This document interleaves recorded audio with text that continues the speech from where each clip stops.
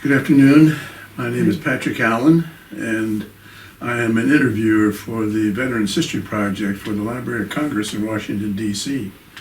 And the program in Southwest Ohio is carried out through the Cincinnati-Hamilton County Public Library under the direction of Brian Powers. And today we have the opportunity of interviewing a veteran of World War II, Mr. Michel. And we're at his home in Brighton, Michigan.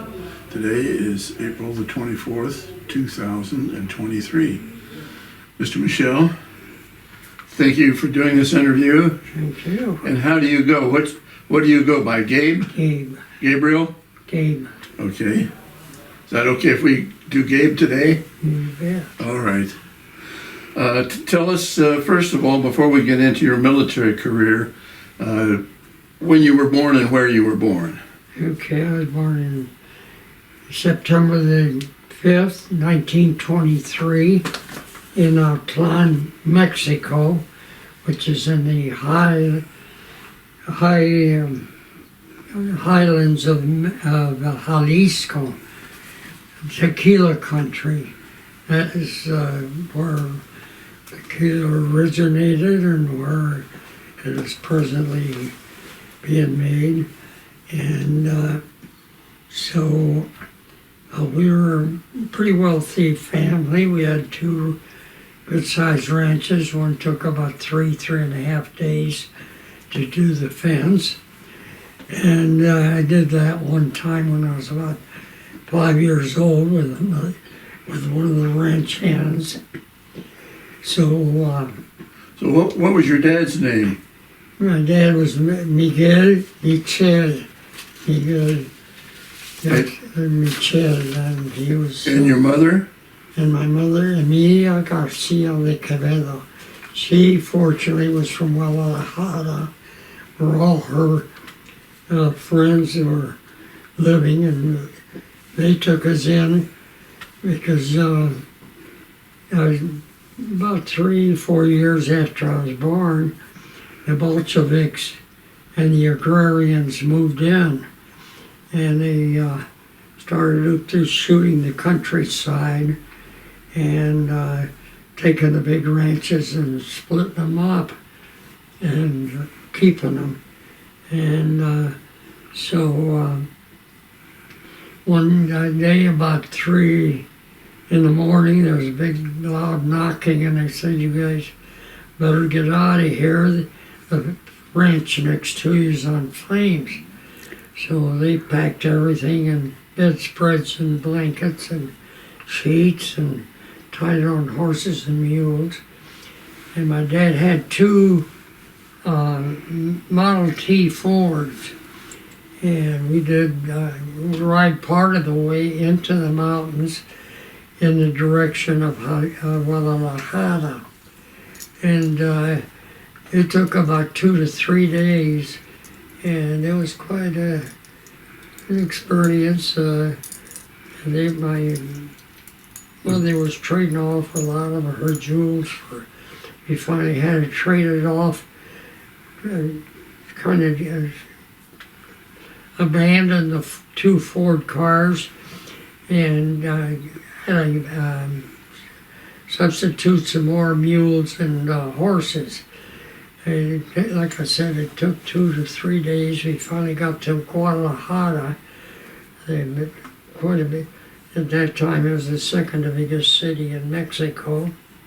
Well, did your father lose both the farms? He lost everything. Everything. And we lost everything. So then it was the process of, we had connections. My mother and family had connections with some people in El Paso, Texas. The railroads, which were in very good shape, which were all built by Americans, and they were then lost into the revolution. And they split us up in 2s and 3s, and they would ship us to wars with a known person on these railroads. We did see some of the devastation including mile after mile of people hung from the railroad telephone poles. And finally, three of myself and two of my brothers, we got to Juarez, Mexico. Okay, well, hang on just a minute. Let me interrupt you. How many people fled into the mountains? Your mom and dad and you, and how many brothers and sisters? And there was about 8 of us, I believe. Okay. Eight or nine of us all together. And we had quite a few of our cowboys and some of our ladies that nurses and that kind of thing with us. Did your whole family get to Guadalajara safely? Yes, the whole family did finally get to Guadalajara safely. And there was quite a big family on my mother's side. And so we were in real good shape there, pretty safe. And who was the connection your mom had in El Paso? What was the? Who was the connection? It was my aunt that ran an orphanage. Okay. And that's where we were going to be stationed for a little bit. And so we got to El Paso, and one of my brother that was a year and a half older, brother that was about a year and a half younger, and so the three of us, we were kept in Juarez for about three months. They let our hair grow. Two little nuns from the Sacred Heart Orphanage came over, and with 3 cents apiece on the El Paso Electric Company streetcar, and they put the little orphan girl uniforms on, ugliest day of my life, and so... Why did they dress you like an orphan? I don't know. I really don't know. Okay. And so then the two little nuns and the three of us, we got back on the El Paso Electric streetcar, back across the Rio Grande, and we then stayed at the orphanage there until most of the family got together there. And that orphanage was in Juarez? No, our orphanage is in El Paso. El Paso, okay. We're now in El Paso. And so then they moved us into a house, a real nice house, and they put us there. We pretty much stayed with friends and this and that and the other. And it wasn't until I was 8 years old that they finally put me in the grammar school where it was all English.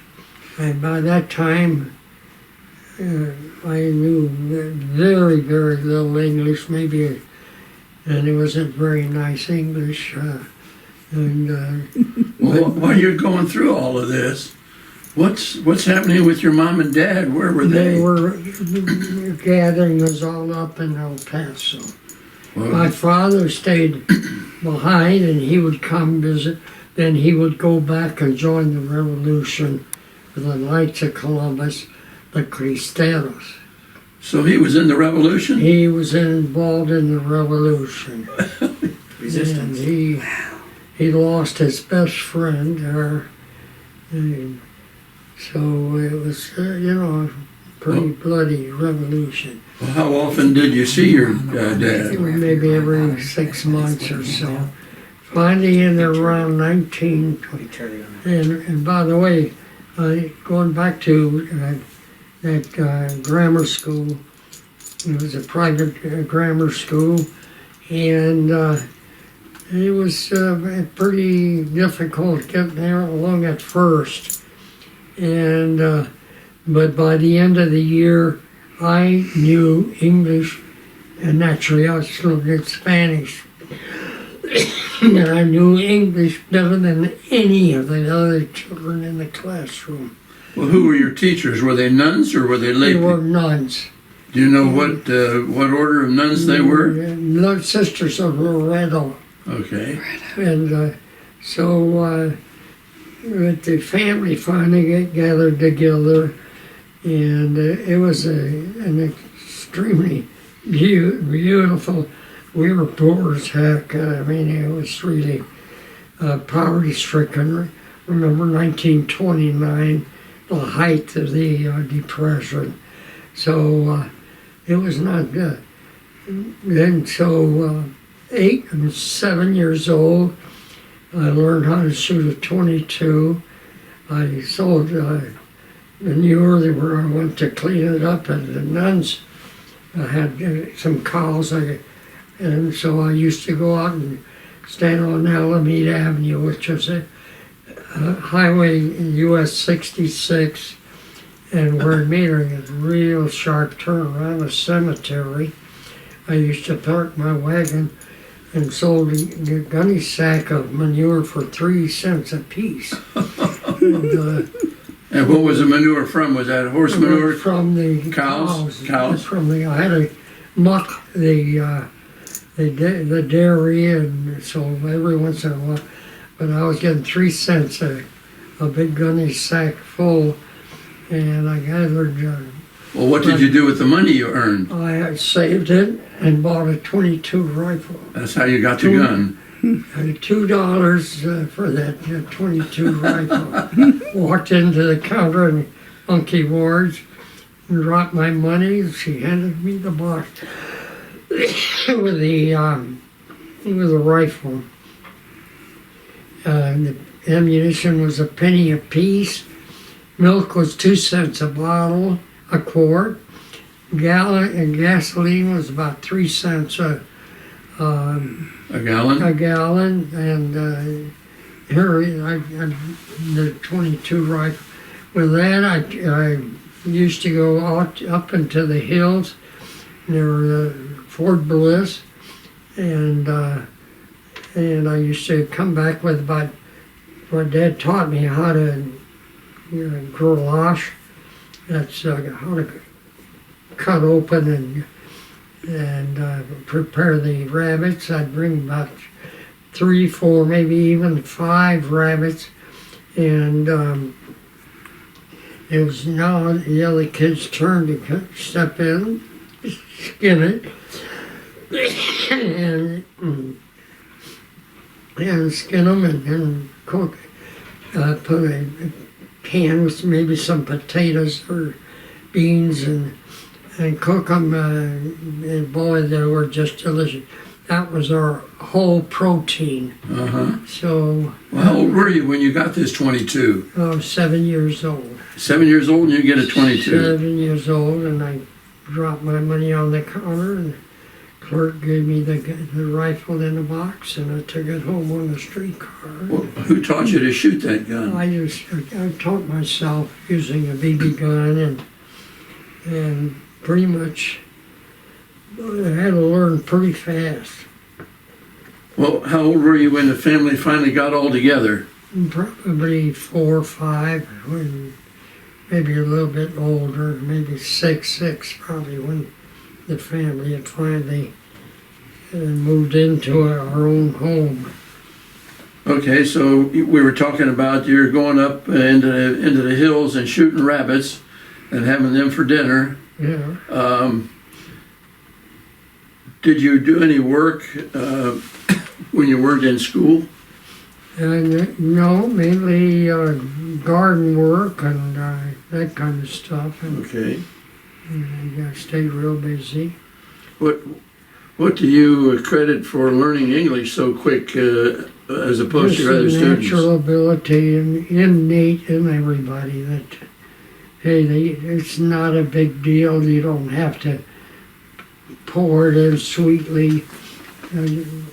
But like I said, it took less than a year from not knowing any English at all to being the best in the class of naturally speaking Americans. And Good. and outdoing them, outperforming them. So now I'm fluent, totally fluent in 2 languages. Absolutely, just no reason at all to pump and cajole and threaten it. You can.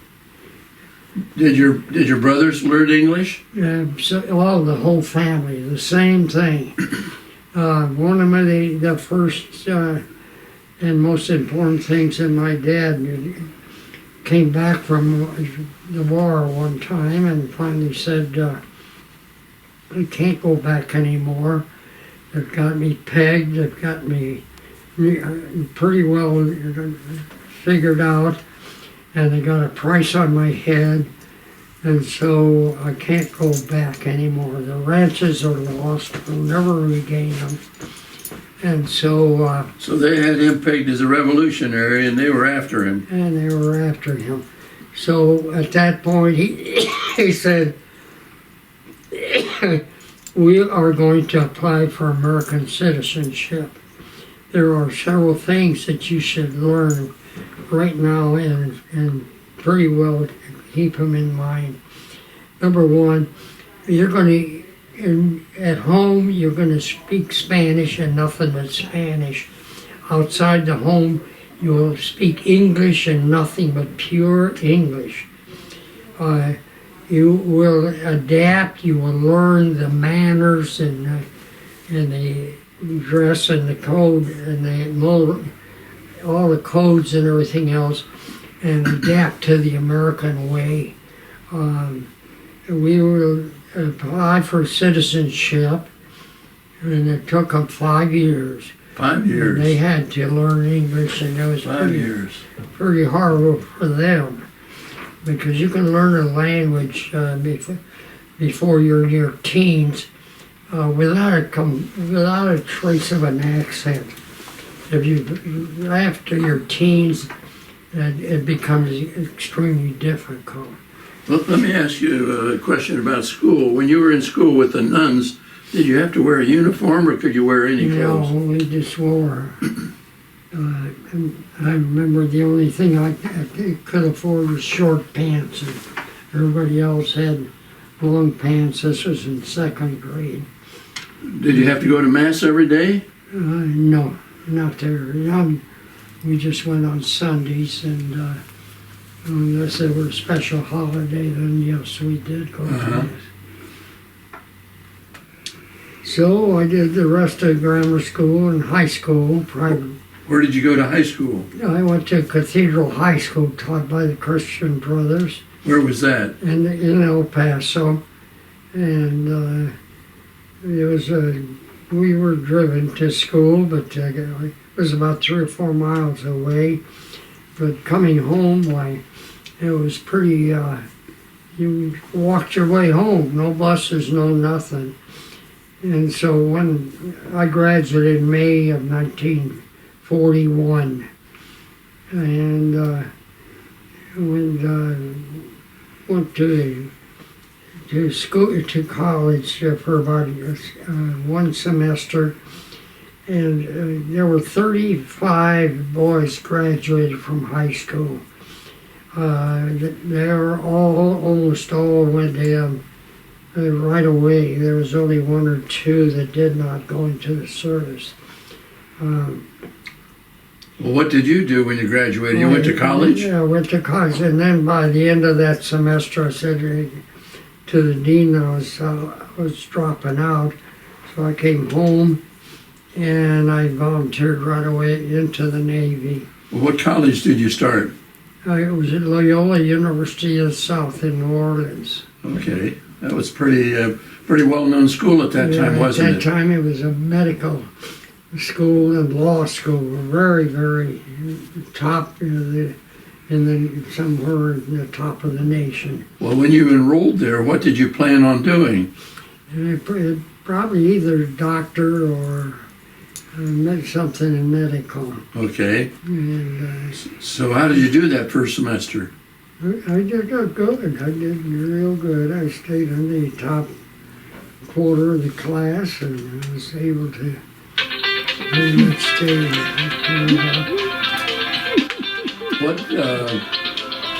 what precipitated you going? Did you enlist or were you drafted? No, I was enlisted in the And Navy. why did you pick the Navy? I don't know. I spent a lot of time out in the sand hills sleeping in the desert there on the ground, and I just didn't think I wanted to sleep anymore. You didn't want to be in the Army sleeping on the ground. Yeah. So Where did you go to sign up? I was right there in El Paso, and so then I took the train from El Paso to San Diego. Ended up pretty much at the height of the class, physically and everything, and mentally, all the tests. So I ended up getting to go to an electrical school, and gyro compass school, then finally put in on the light cruiser USS Richmond in Bremerton, Washington. Well, did you have a chance to come back home before you Yes, went up to they Bremerton? gave me a week off, and I came home and said my goodbyes and went back on to Bremerton. What kind of training did you have for your specialty? What did they do for you? It was a lot of class work and a lot of lab work in electrical, and then up to Treasure Island, where they had a school for gyro compass and electronics, and I spent 4 months there, and then Up to Bremerton? up to Bremerton. And Richmond was the ship I was assigned to. Richmond CL9. Is that a picture of the Richmond? That is a picture of the Richmond that was one of the many different type of camouflage paint jobs. Did you get that? So what did you do on this ship? I was in charge of all the electrical, electronics stuff. The gyro compass, the reckoning tracer, the pit log, all the remote sound-powered phones. It was just about anything electronic. Electronic in those days was vacuum tubes. Yeah. And big old vacuum tubes and clumsy and Did you have any radar or sonar on that ship? yes, we were definitely had some of the first basic both sonar and radar, and no, they had radar specialists. Our radar had. This is now 1942 and 43, and the British were the ones that really developed the radar, and we had a big hand in it. A lot of the big bottlenecks and everything else we solved, and we shared it really back and forth, so we were pretty much up at the very top of the radar. It was quite palpable in meeting the Japanese. They also had radar, but it was more vestigial, more primitive, more not as anywhere near as sharp or as good or as incisive as our radars. But that was why when we went to bombard after securing that too, and Kiska, and then they immediately said, well, you guys in the first cruiser division, which consisted of 2 cruisers and about 5 destroyers, you're going to be going down and bombarding the islands of Kuril Island, starting with the island. We'll get to that in a minute. I want to get you from Bremerton. When you're at Bremerton, what was your rating or your class? Yeah, I was a first class Okay. electrician. So when you left Bremerton, did they tell you where you were going? No. In fact, that was one of the most horrible things about placement of personnel. It was the soldiers that were sent to what you call it, to take Attu. They were trained in the Mojave Desert. They were trained in the Mojave Desert. They were dressed for the Mojave Desert. And so it was pretty ridiculous to put them up there in the Aleutian Islands, which, as you can pretty well imagine, it was the second bloodiest campaign of World War II. And why was it so bloody? It was the amount of people with Frostbite.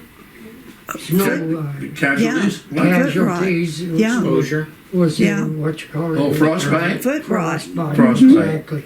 Yeah. So we were asked to escort a big transport ship, yeah, and back to from Attu back to the what you call it, the Alaska itself. And when we were coming back, we were doing the zigzag, which was an absolute requisite.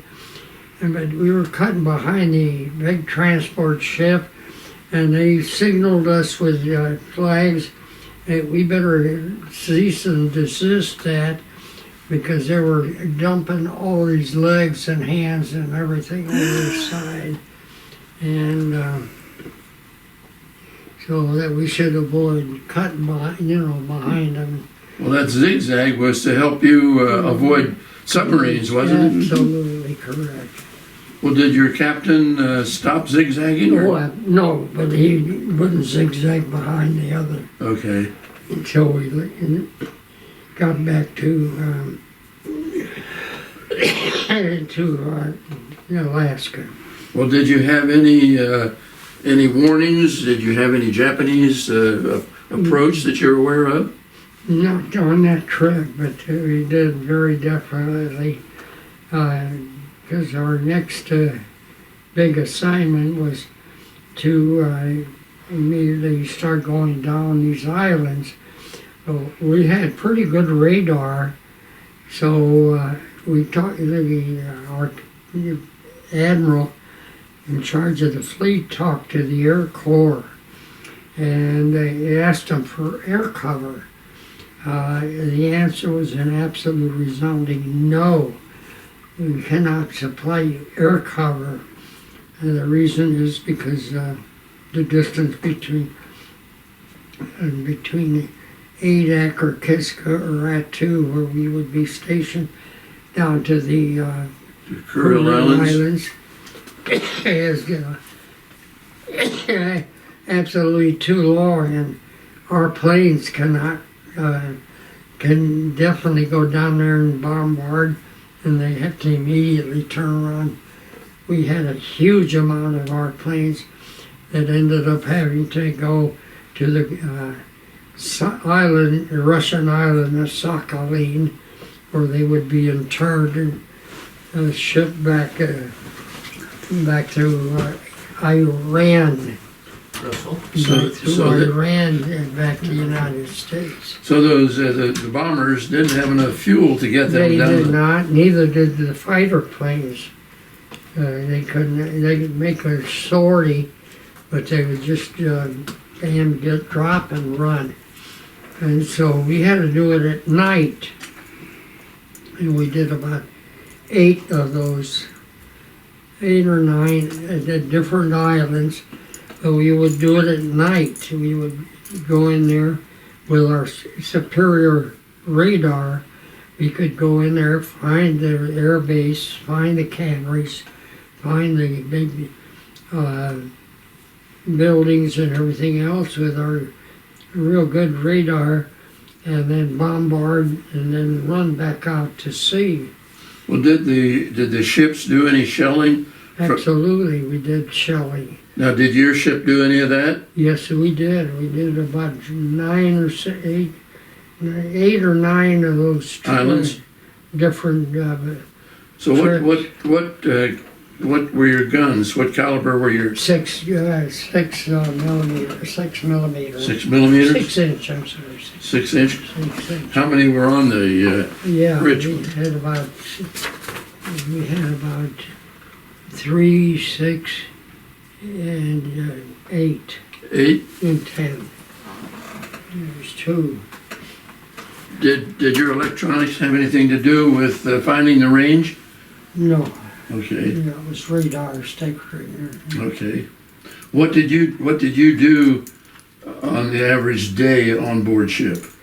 We repaired all this electronic equipment and kept it, maintained it, all the sound-powered phones, which are real susceptible to breakage.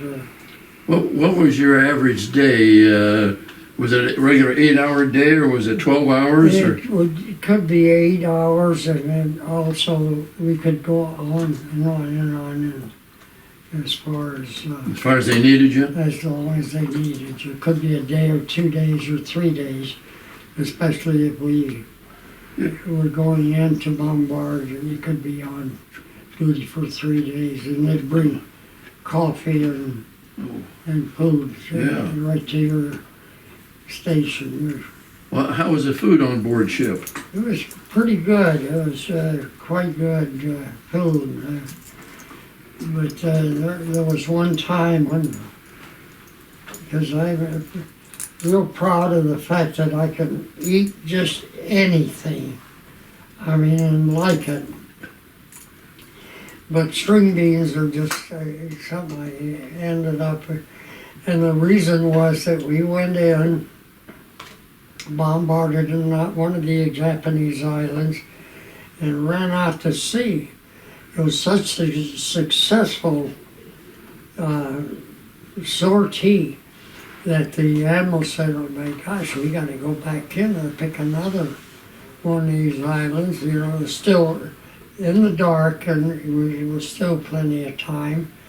So we dove back in, picked up another island further south, and bombarded it and really blasted it, and running back out to sea. What the poor guy had forgotten was that we were supposed to meet another ship that was bringing, for the whole fleet of about 8 or 9 vessels, petrol, ammunition, and food. And we were supposed to transfer it over into each ship. And, at dawn, when we met them out in the middle of the Pacific, well, we couldn't find them. Because and there's just no way that you can get on the phone and say, "Hey, where are you?" Yeah.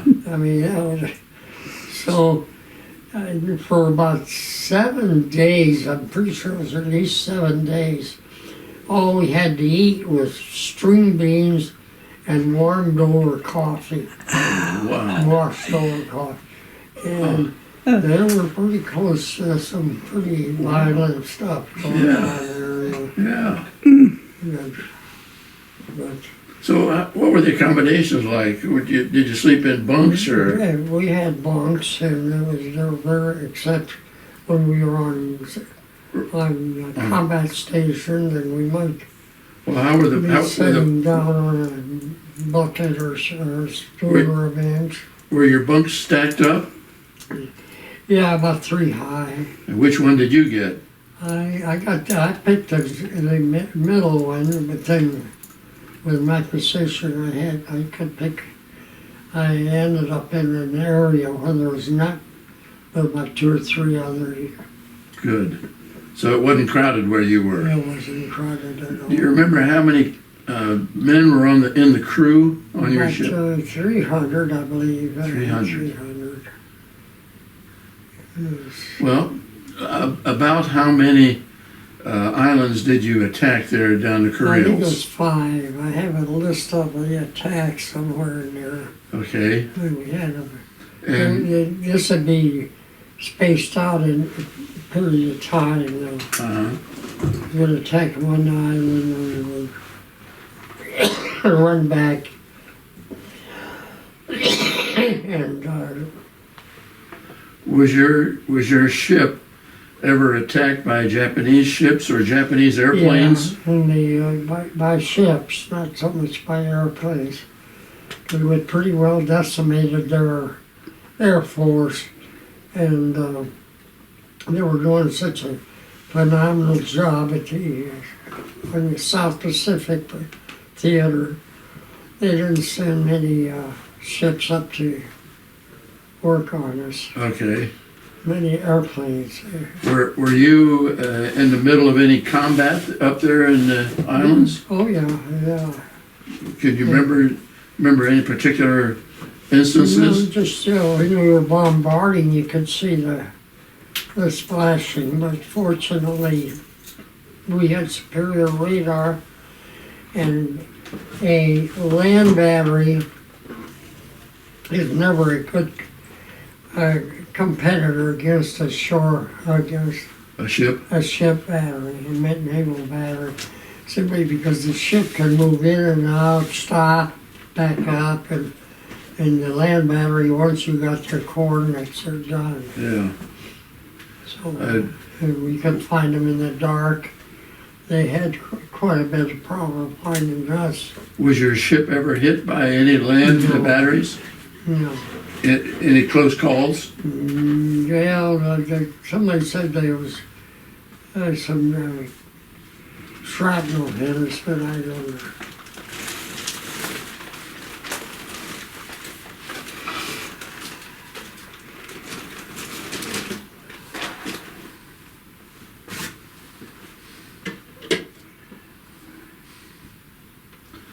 After you bombarded these islands, did the Marines or the Army come in to capture those islands? No, they weren't worth capturing. They were just a matter of them. We would just leave them alone, go and find another one and destroy it. And it was getting close to the end of the war. Okay. It was now around. Well, how about the attack up there at Attu? The Japanese had control of Attu, Completely, yeah. and then what role did you and your ship, if any, play in capturing them? Just shore bombardment, Bombardments? yeah. And then after you bombarded, did the Marines and Army go in? Yes, that's correct.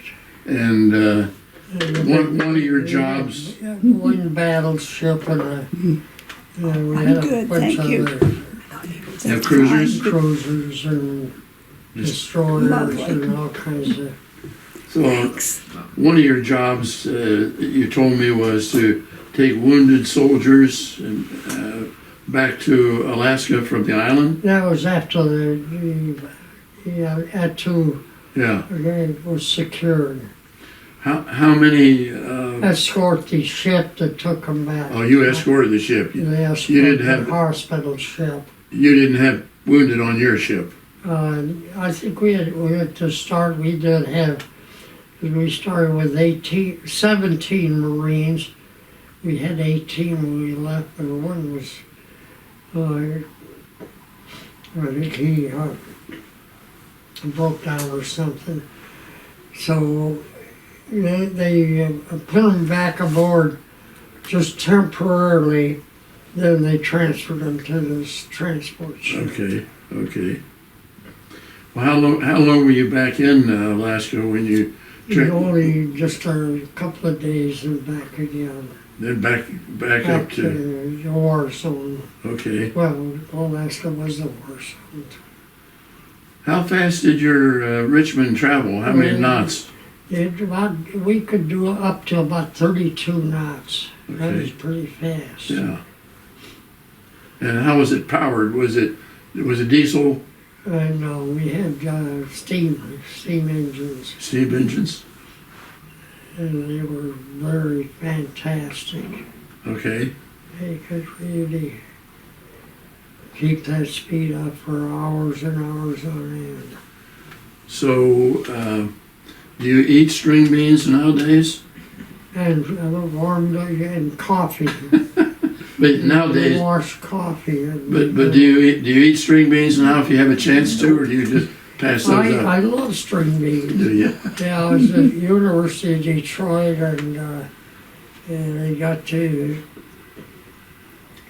I was eating on $10 a week, on the GI Bill, and $10 a week doesn't give you much. So one day, I got a real good hamburger, and they added string beans and they added potatoes.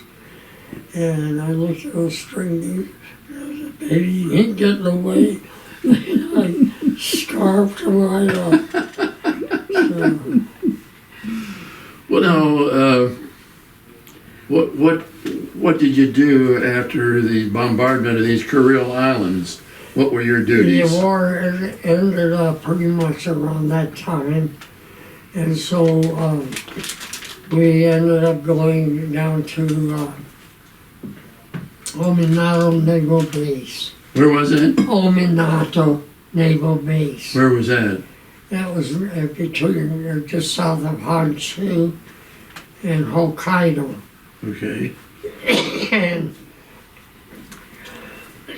And those two white airplanes that you saw there in that real close to the front of that book was a picture taken of the two American planes escorting and carrying Japanese to sign the first signature of the end of the war. I mean, there was still fighting going on. There was still fighting going on, and there was still. So there was a signing before the signing on the Missouri? Before, and then the final signing was three signings. One in the southern Japan, southernmost island of Japan. Then MacArthur in Hawaii, in the main island. And we were up there in Hokkaido and Honshu. And there was the third simultaneous signing of the Japan. You know, it's towards the front somehow. Well, here's an article in here that says an early Richmond rescue mission of sorts. What was that about? Well, I don't think I was there. You weren't in that? That was before the war. Who is this good-looking guy here? That's, Can you see this, Mary? Yes. That's good. No. What were you doing here? Was that when you signed up? no, that was, you can see, I was the first, I was graduated from basic electrical school. Okay. I was just an electrician, third class. So how old were you there? About 20, 21.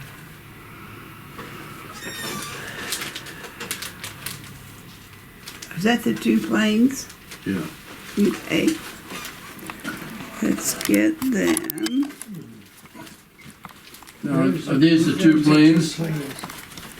They were carrying Japanese to, I think, the Hold Philippines. them up if you could. Good. To Got the 'em. Philippines, Yep. Now, those are American planes? yes. And they were painted very brilliantly, and so that they wouldn't be shot down. Okay. And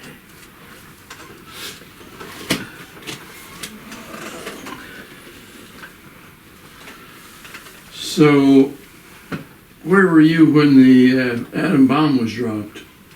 I was out of the Navy over And I was then going to University of Detroit.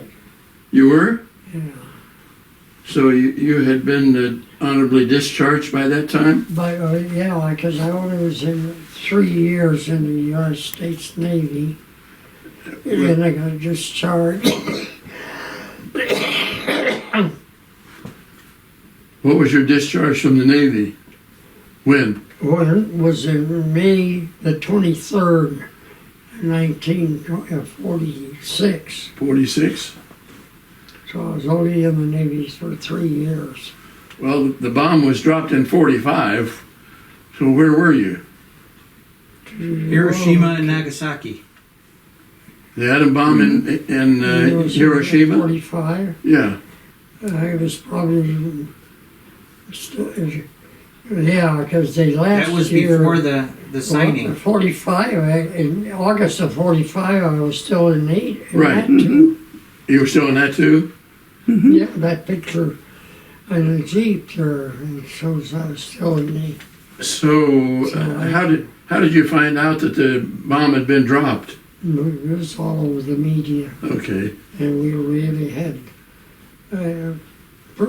real good coverage, media coverage.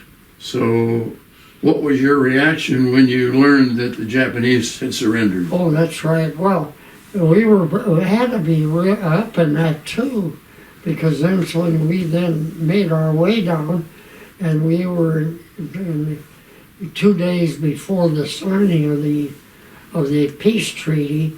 We were in the Ominado Naval Base, which is in the northernmost island of Honshu, and in fact, we were doing shore patrol duty.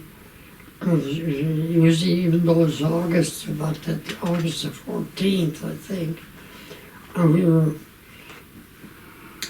put ashores in 2s, 3s, and 4s, and to patrol the streets of the city. And it was rainy, kind of rainy, and cold, even though it was, and I was freezing. So you were on land, and you were doing a little bit of walking that you didn't plan on. Shore patrol duty. You hadn't planned on that, had you? No, and then 2 days later, naturally we came back to the ship to sleep. And 2 days later is when on the big ship, it's in there, when they boarded a bunch of Japanese and they went through the peace ceremony. So signing. is that the one was on the Missouri? No, That wasn't on Missouri the- was one of 3. Yeah. That was the first one? And at the same time that they were doing the Missouri, they were doing it on this ship right next to us, and they really prodded us.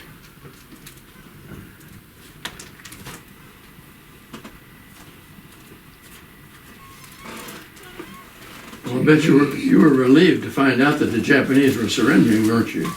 Yeah, Did you have any problems when you were on shore patrol? oh gosh, they had some real funny. Lovely, thank you. In fact,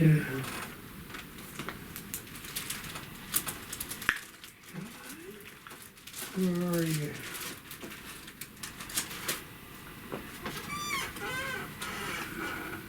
Yeah, these are the 2 American planes, but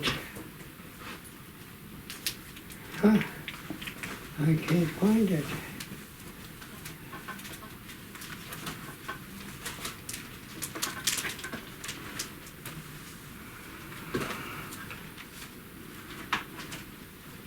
That's okay.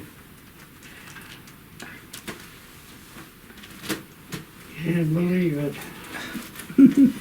But you were right next to the ship where they had the first signing. Where one of the 3 signings was Yeah. taking place at Yeah. about the same time.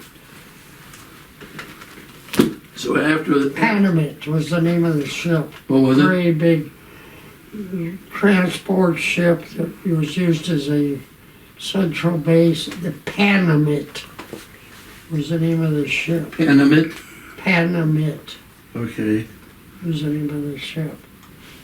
So after that, where were you assigned? And then after that, they had the victory parade, and I have some pictures in there of hundreds and hundreds and thousands of American airplanes all formed into a V and flying back to the States.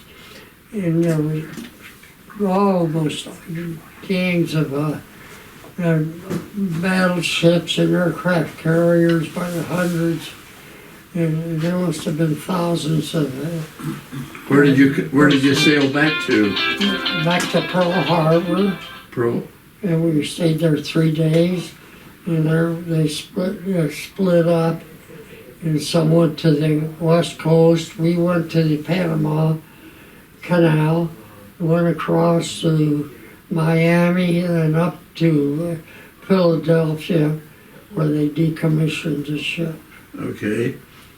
When you were in Hawaii for those 3 days, did you see any of the damage that had been done at Pearl Harbor? No, there was hardly any damage. There was hardly any damage.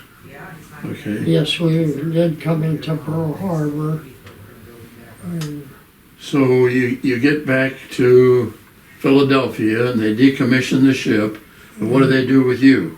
they shipped me across by train to St. Pedro, California, and there I was put on a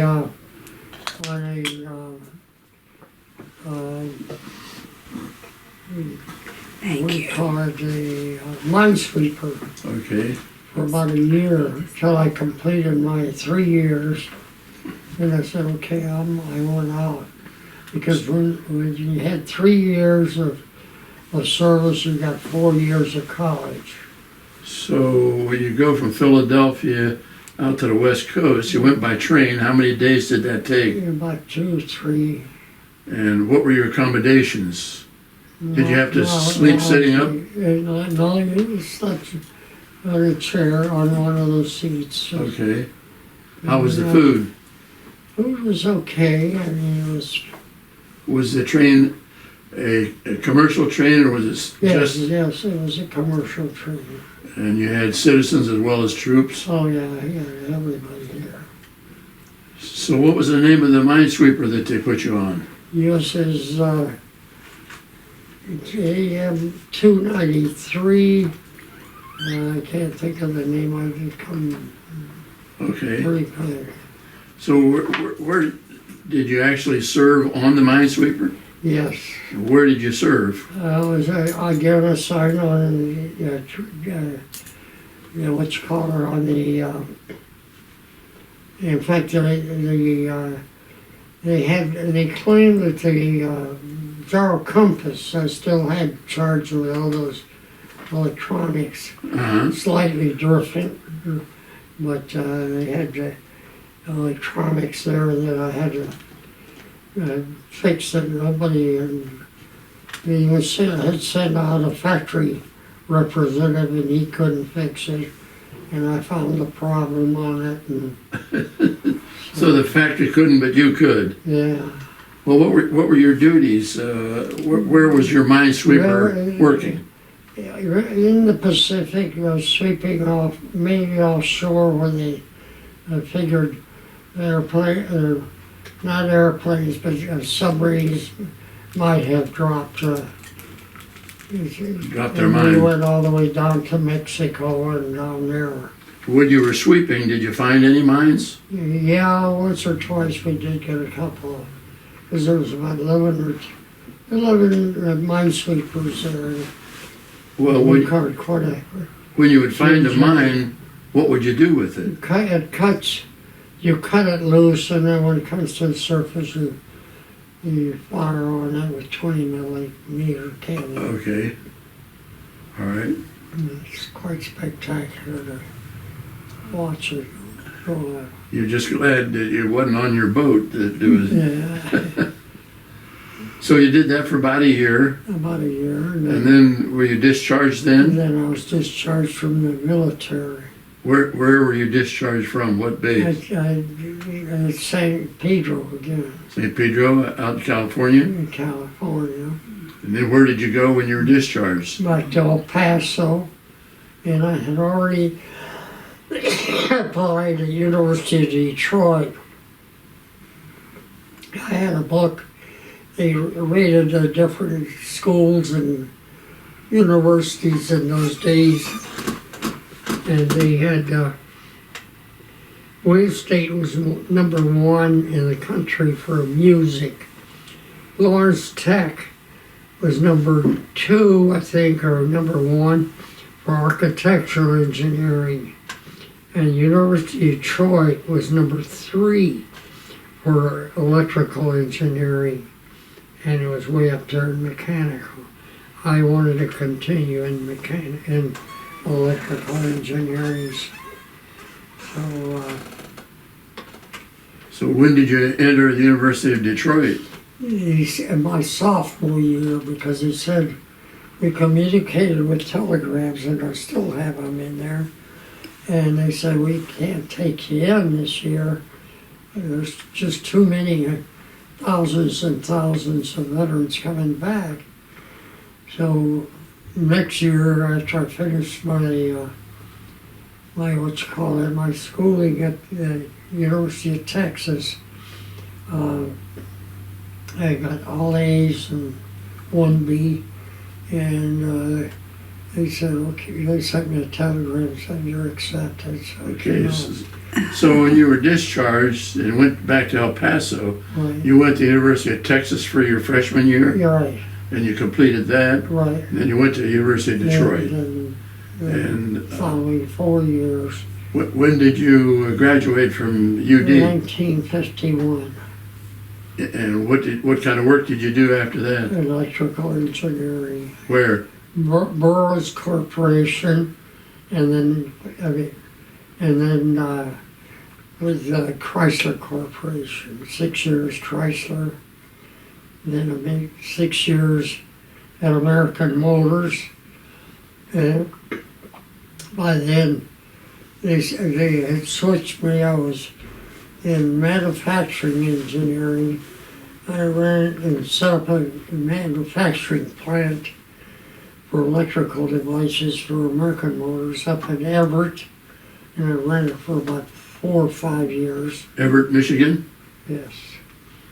And then I came back because I said, hey, I got my engineering and I got my manufacturing, and I got to get some sales or marketing. So I worked with Bendix Corporation, Automotive Electronics. So I have all 3 of them. So then I started my own business. What was the name of your business? And it was Uptown Incorporated, and it was representing companies. I represented the one company in Germany. They made vinyl. The Beneke company in Hanover, Germany. They made vinyl and leather and all kinds of finished product. I had a company in Toronto that did blow molding, and then I had an electrical device company in Mexico City. So I represented all those 3 companies, the Ford, Chrysler, and General Motors. It kept me pretty busy, but A lot of travel? a tremendous amount of Yeah. travel. What was your class or grade when you were discharged From the Navy? From the Navy, I was a electrician mate first class. How much were you making those days? What was your pay? Not much. It could have been with $600, $800. A month? Yeah. All right. And you did you go to University of Texas on the GI Bill? Yes, Did you go to Detroit on the GI Bill? yes. Were you married while you were going to school? I met my wife there, and end of my senior year, pre-senior year, because it was a co-op. The last 3 years were co-op, and so it was junior, pre-senior, and senior. At the end of the pre-senior year, I had a blind date on my last day of school, and that's who I met. Was introduced to me. You met your wife on a blind date. Where, do you remember where you went? Pardon? Do you remember where you went for that blind date? Oh, yeah. Go to a movie or dinner or what? German Ratskiller. And we just had a blast. Well, good. Then how long did you date her before you got married? Well, we did. That was April, and finally in December we said, okay, let's do it for. And so we then had the wedding till the next August. But you had to ask Dr. Barton for. Pardon? You had to ask Dr. Barton for permission. Yeah, we had to go and ask her dad was a doctor, an MD. So you had to formally ask him for his daughter's I had hand? formally asked him. And he said, well, come in to this, my office here in the house. He had an office, and he really grilled me. He really grilled you? Oh, yeah. Really? Yeah. How long? It was hours. Really? And finally came on, he gave me a shot of booze. Well, did you know him before that? No. That's the first time you met him? It was a blind date. And I started the whole, just hundreds of UD guys went to Maria's Pizzeria on Puritan and Livernois. And I was in there, and this big tall guy came in, and so I can go up to the bartender, the main man, and the guy hollers out, he said, Gabriel Michel, yeah, everybody pointed, there he is. So he comes over and says, you're drunk and you're late, and you've got a blind date, and you just better start sobering up real quick. And he had a convertible, and he drove me up to Grandma District, which is a real plush district. And we knocked on the door, and Annie, the little Annie was the Housekeeper. She was the landlady? no, she was the Housekeeper. Housekeeper? housekeeper, like for the family. Okay. And she says, well, I don't know, Miss Peggy's gone upstairs and changed. I don't know if she'll come down and see, but I'll go in there. And as she came down, Peggy came down the stairs, and she said, oh, you're here, just a minute, give me a minute and I'll change. And I said, I'm going to marry that woman. Really? Oh, yeah. First sight? First sight, man, I tell you. So you almost missed that because you were drinking with the boys. Oh, that was the last day of school, and that's all the kids, what, 13 of them? 12. Yeah. 12 of 15.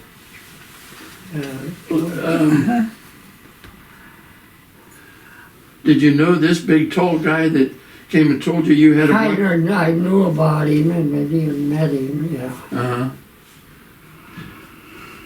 Well, it hadn't been for him, you might not have married that woman. Yeah. So, you get married, and where did you live when you got married? Oh, man. In Detroit? Public house, yeah, in Detroit. Public housing, a little higher, because I got jobs that. Well, the automotive companies you were working for were all in Detroit, Right. and so you stayed there. And by then, when I was in with those automotive companies, Now, when you had your own company, where did you work out of? Detroit? my house, he worked with me, When you say he, who are you talking about? Pat, my son Pat, Your son Pat. And he's here with us today.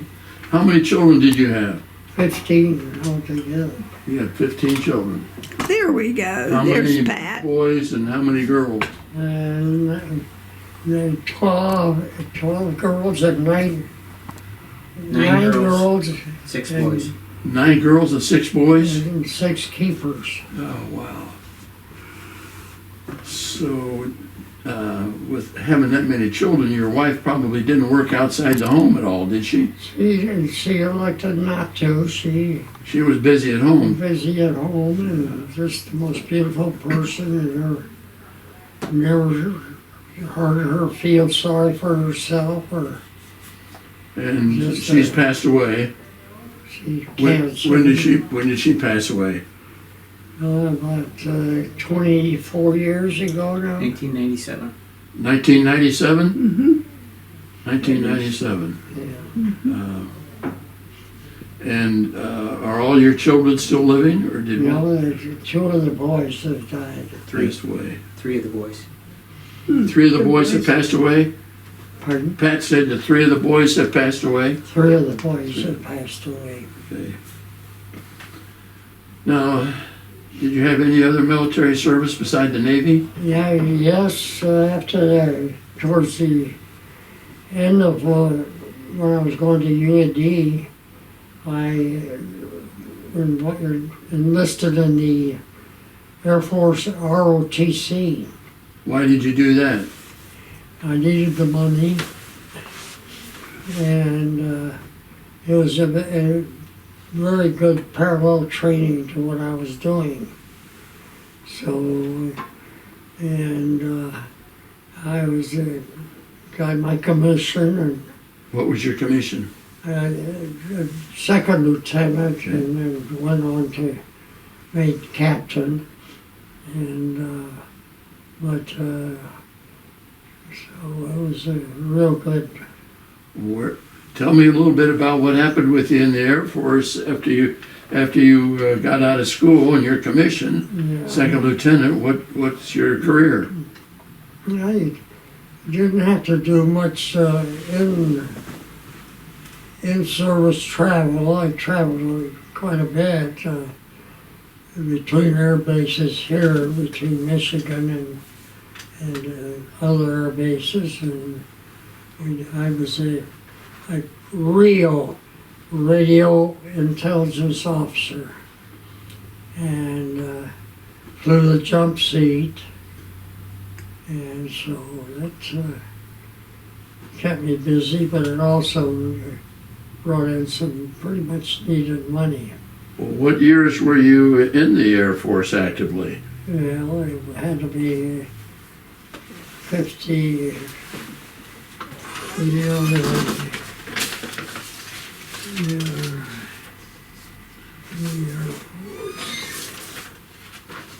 that's the Navy. That's your Navy discharge. That's Navy.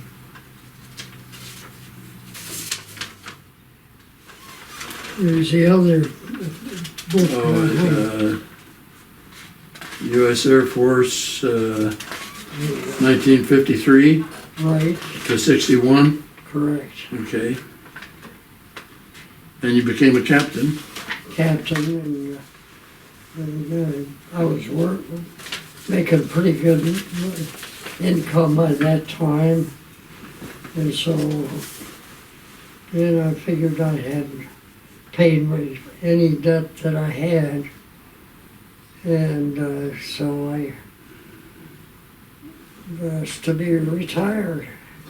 And the group you were with in the Air Force was the 439th Fighter Bomber Wing. You're right. Station is Selfridge Air Force Base. Now, in the Air Force, you had cryptographer clearance. Top secret I had clearance. that also in the Navy. Did you? Yeah, they found out that in the Navy that even though I was an enlisted man that that I knew I was fluent in Spanish, and in between I picked up Italian and Portuguese, and so You did? and I can't even speak a lot French but so in the Navy they had approached me about doing cryptography work for reading all the outgoing mail and helping it because there were no officers that were fluent in Spanish or those other languages. So I said, yeah, sure, why not? So they got me, you don't ask for a secret clearance, and I had a top secret clearance in the Navy, and but they said, well, we're going to give you a top secret cryptographer clearance here in the Navy, and so that's fine. I don't know what it meant at the time, but it was very, very one of the most interesting, intriguing things. They are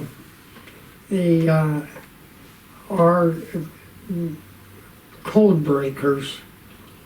I can't remember the name of it. Well, primarily British, but one of the main people that broke it was a U of M professor. University of Michigan? Yeah, University of Michigan.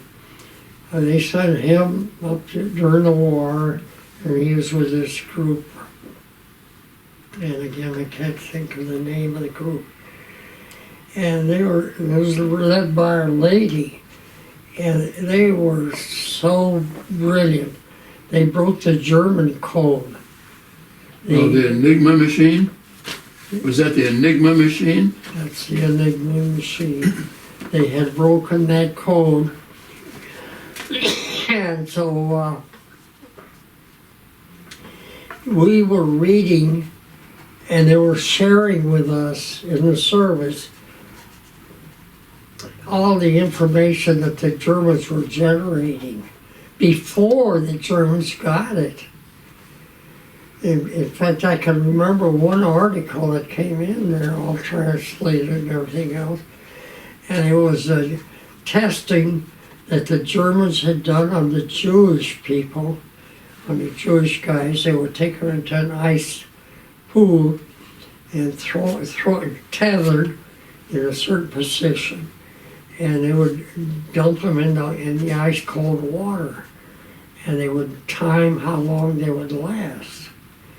And they were looking for the susceptibility to because you drown in about 3 minutes is all it takes you to drown in the ice cold water in the Arctic. And so then they did all the kind of tests and everything else. And I can't think of the part of the brain right now that I'll come up with the name in a minute. And they had narrowed down to that if you protected that part there, the back of your neck, you would survive a lot longer. That's why scarves make so much important business that you cover your neck. Cover your neck and... Yeah. Cover your neck and medulla oblongata.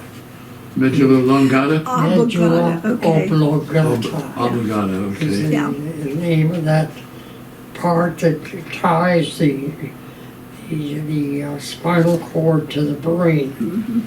That gives you the transition from one to the other. And so that you cover it. If you don't cover it, you're real susceptible to freezing. So you guys are reading this. All this even before the Germans Wow. could get it. Wow. And then in the Air Force again, I got, they said, oh, you had So, cryptography. so one time you're fluent in Spanish, English, Italian, and Portuguese? And Portuguese. And a little bit of French? French. You're quite a man.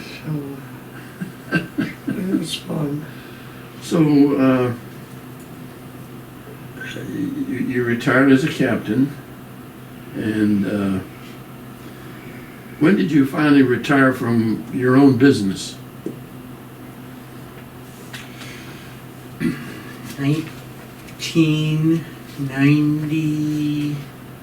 1992 for a little bit.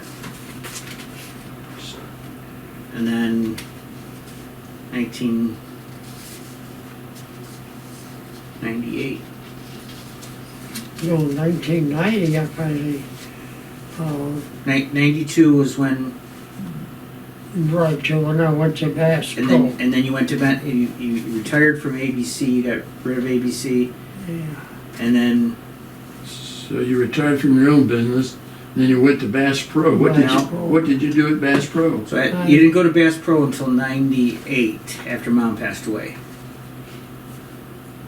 98? Yeah. That was 90 because... He says after your wife died, then you went to Bass Pro. That's correct. Okay, before that, did you stay active with your son in the business? Yeah, No, you went after 92. You started doing consulting in the business with Beneke. You were a consultant? well, I was pretty... That was when Mom was sick. So I was fully paid, so...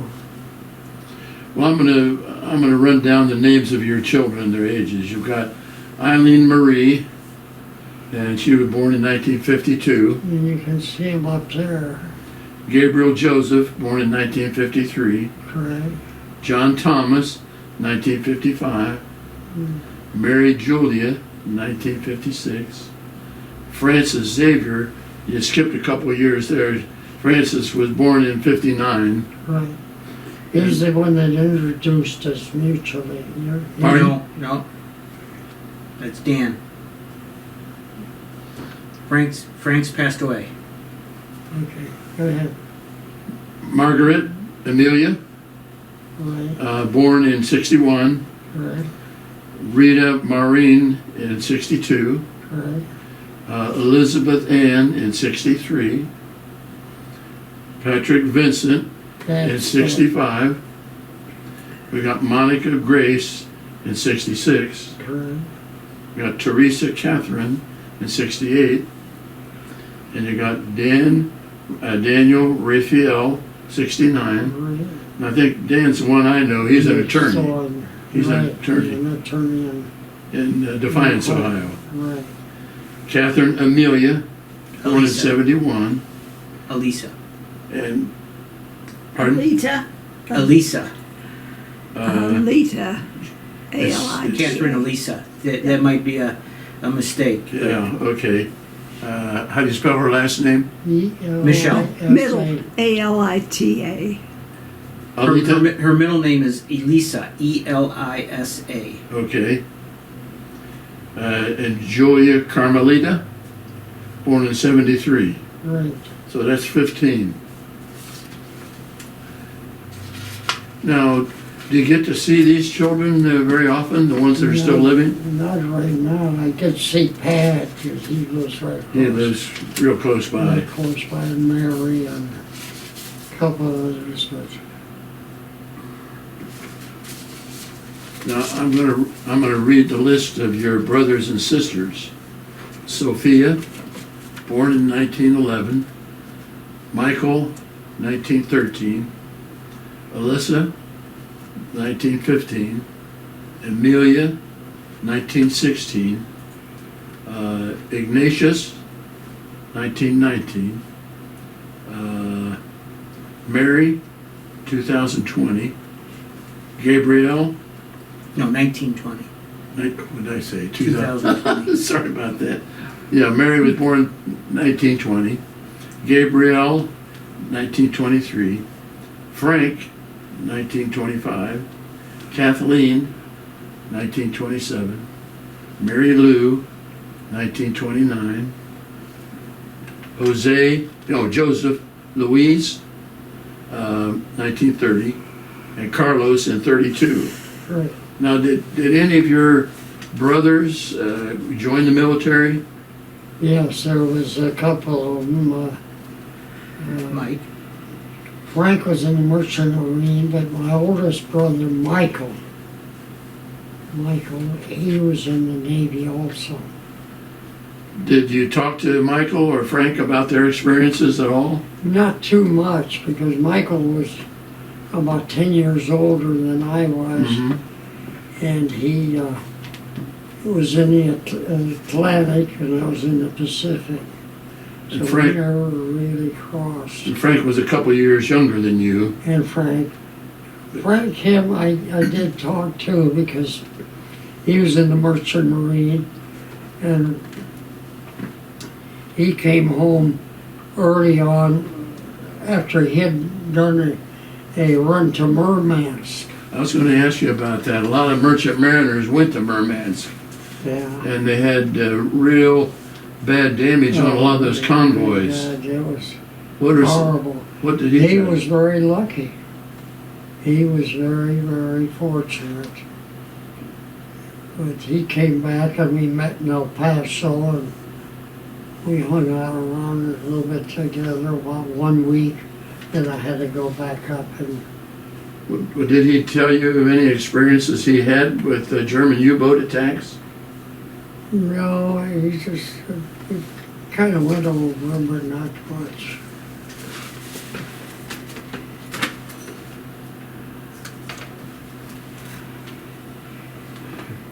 There's a picture of you. You know where that was? In San Francisco. Yeah, and my mother took that picture in what you call it? I can't think of the name of the park. There's your honorable discharge from the Navy. Okay.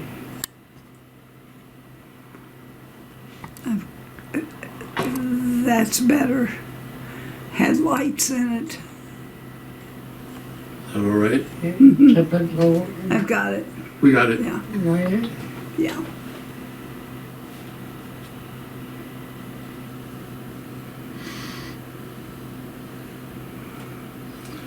On the back here it says you were born in Outland, Autland, and another word, Guad, Mexico. There's no D on Cross the out end. that D. That's There's no D on it? no D on it. Well, they've got it wrong then, don't they? And a screw somewhere. There's a picture of you. Adak, Alaska, May 1945. Now, where was Adak, Alaska? That was right at almost at the tip of the Aleutian Islands. Okay. And What that's were you where- doing there? Well, that's where it was they finally had to get a big base there. And it was maybe our main big base. Attu was, the shores were just not real kind for making ships and harbors. Real rocky and shallow? And or shoals out to the middle of the Okay. ocean. Okay. So there was no real good place to put. Uh, But Adak was a much bigger island, and it was they could be built a lot of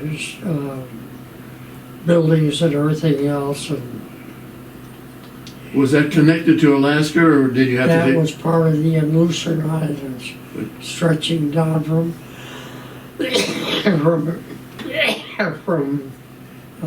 Cold Bay would be the first island, Cold Bay, and then stretching down the chain of the Aleutian Islands. Could you drive from one island to the other? You could not drive the islands. How did you get from island to island? You'd either fly or use ships. Did you have any landing craft that would take you from one island to another? It goes too far between islands. Whose Jeep was that? It was a friend of mine. He was with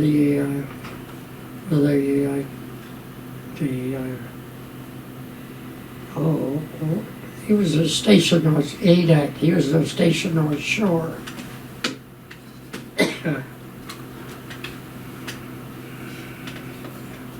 No, we haven't talked about this. This is you in the Air Force, That's in the Air Force. and it says Tech Support Group 403rd Bomb Group. 403rd Fighter Bomber Squad. Okay. And you're there with the Arrow? Right. Tilted a little so the light better. Much. Who are the other fellows? Who's the fellow there? Do you know him? Yeah, he went to college with me, and he was a captain, and I can't even remember his name. And who's and on that the was me. And then some of the enlisted men down below. down on the far end? Yeah. Who's on the bottom there? Barely. Just some enlisted men that. But you went to college with the tall fellow on the right. Right, correct. You remember his name? No.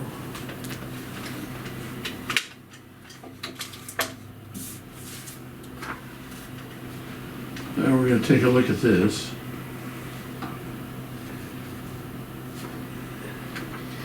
On this day, 1943, the Battle of Aleutian comes to an end.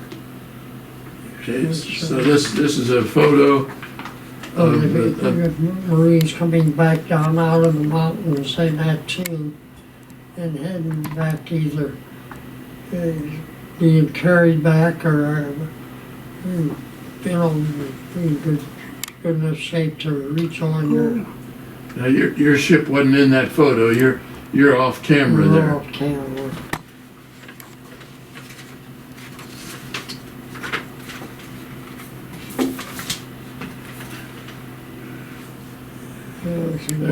That's another picture of your Richmond. USS Richmond CO-9, cruiser light number 9. You got it?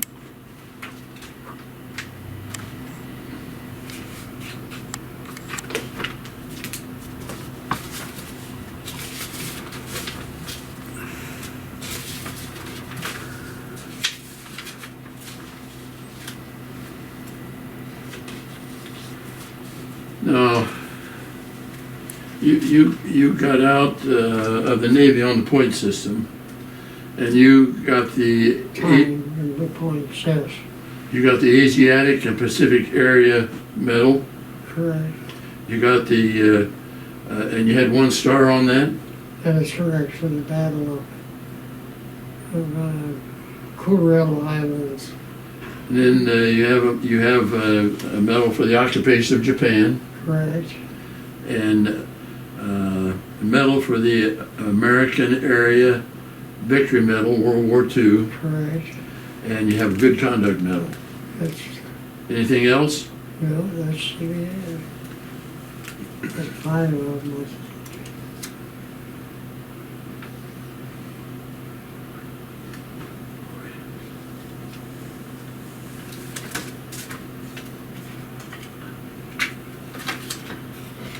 Now we're going to show some of these medals that you got.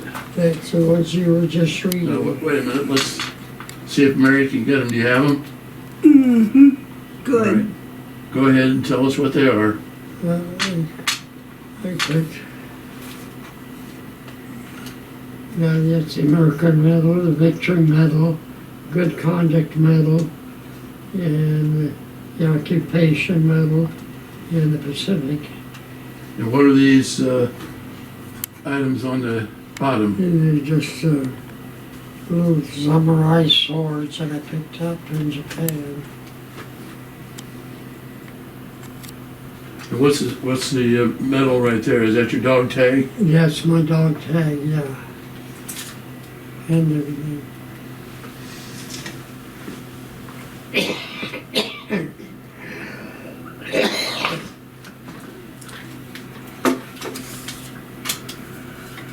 Well, you have recorded a whole lot of your military career. And first of all, we'll let Mary see this. You got it? Mm-hmm. All right. Now, what was this ceremony? This was a newspaper person came over to the house and they did not as thorough a job, but did it and published that in the Oakland Tribune. Who's the group on the bottom in that photo? That was in the last picture, group picture that we took in the Navy, and that was the electrical division. Yeah. Yep. The electrical division on more than one ship or on your ship? On board our ship. All those Just our fellows? ship. All those guys were electrical on your ship? Yes, And you're the one with the arrow pointed right. toward him? When was that taken? That was taken, we were probably on our way to Japan. I'm not sure, it could have been on the way from Japan to Hawaii, I think. Who took care of your uniforms? Who kept your uniforms clean on board ship?